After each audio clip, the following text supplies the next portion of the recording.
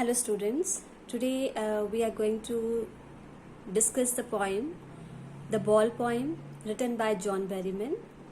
And before we move forward, let me talk about the theme of the poem.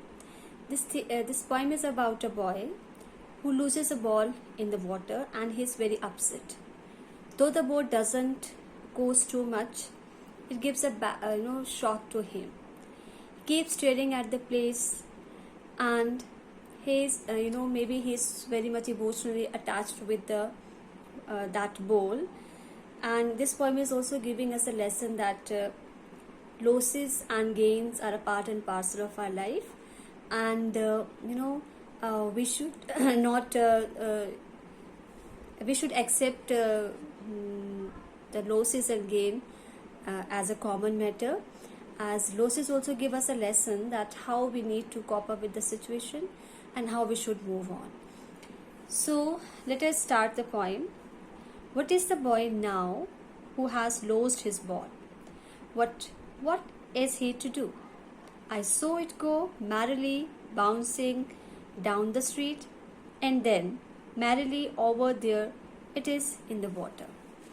In these lines, the poet is saying that he's asking a question to his reader, that he has seen a young boy whose ball has rolled away from him, bouncing happily on its way and finally falling into the water. He asks his readers what the boy should do now. This thing happens with ourselves also. Sometimes, if we lose something, how we should react? Should we think about the thing that we have lost, or we should take a lesson and move forward? Let us see what happens next. No use to say, oh, there are other balls. An ultimate shaking grief fixes the boy.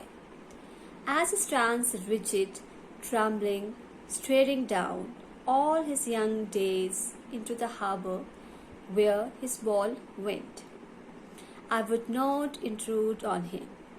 A dime, another ball, is worthless now.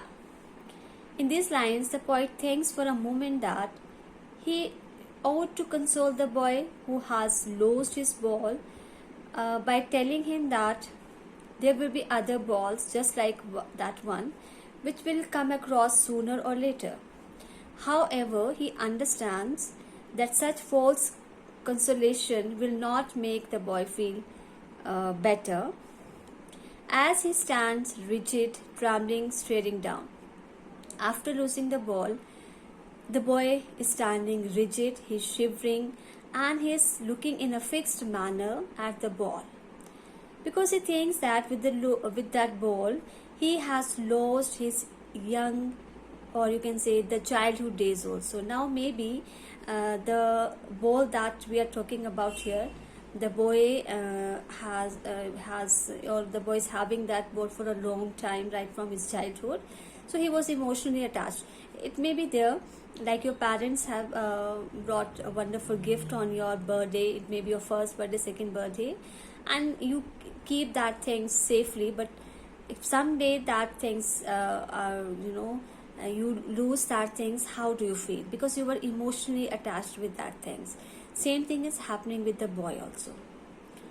His ball went, I would not intrude on him. Now the poet doesn't want to disturb the boy, because a dime, another ball is worthless. He can buy a new ball also. Dime means a currency, but I don't think that ball will bring this happiness, that attachment, or that feelings to the boy back. Now he senses his first responsibility. Now the boy is growing up, he's learning how to keep a responsibility. It was his first responsibility, and he learned a lesson that he should keep his ball safely because it was his belonging.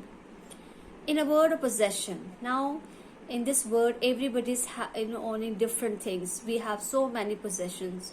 We want this thing, we want that thing. People will take balls will be lost always. Little boy. And no one buys a ball back. Money is external, definitely.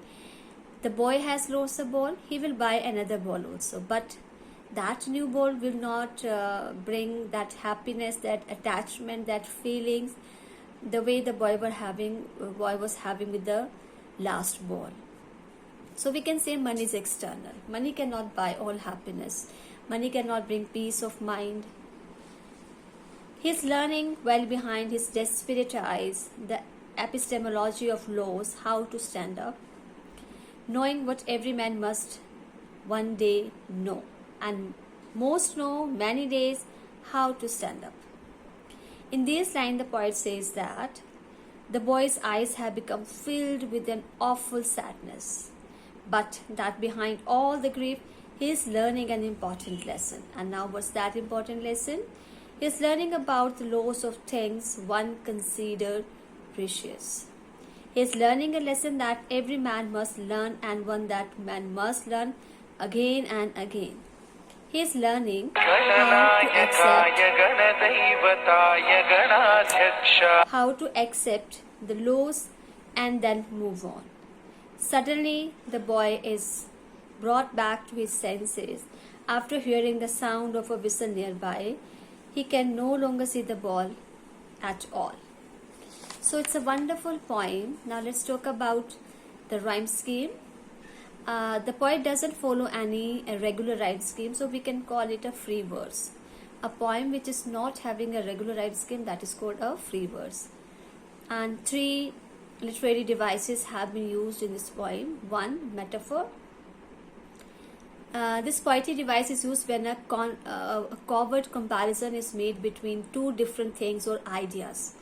In this poem, the poet uses the device of metaphor in the 8th line, when he compares the boy's young days or his childhood with that lost ball. Second is apostrophe. This poetic device is used when the poet addresses his or her poem to an absent audience. In this poem, the poet uses the device of an apostrophe in the 13th line as he directly speaks to the little boy and tells him that balls are always liable to get lost. But we never see the boy responding to him. In the whole poem, we haven't seen that the boy is giving response to the poet. So it is called apostrophe. Now, the third one is transferred epithet. It is a poetic device when an emotion is attributed to a non-living thing after being displaced from a person. In this poem, the poet uses the device of transferred epithet in the 15th line, you can see in the book, when he writes the phrase desperate eyes. It is not that the eyes of the boy are sad, but that the boy itself is sad, and that his eyes are expressing the emotions on his face. So emotions are attributed to a no-living thing. So in next video we will talk about the question answers and extract. Till then, take care and have a good day. Thank you so much.